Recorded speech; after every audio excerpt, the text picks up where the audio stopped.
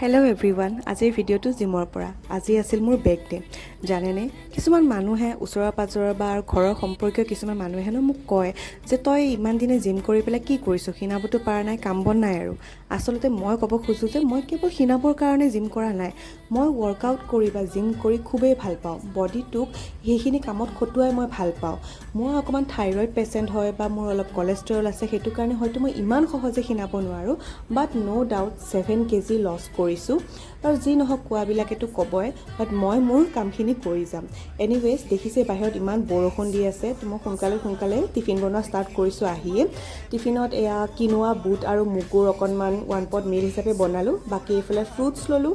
Mask melon এটা আনিছিলোঁ, খুবেই মিঠা কিন্তু দেই, মই ঘৰত খোৱাটো ইমান মিঠা নাপালোঁ। যোৱাকালিৰ অকণমান ভাজি আছিলে, সেইখিনিৰ লগতে কিনোৱা খিচিৰিখিনি ল'লোঁ। বাকী টিফিনত দেখিলে কি লৈছোঁ। আজি অৱশ্যে স্কুলত ফাৰ্ষ্ট ইয়াৰো আহি আছে, গতিকে সোনকালে যাওঁ। আজিলৈ আহিছোঁ, টাটা।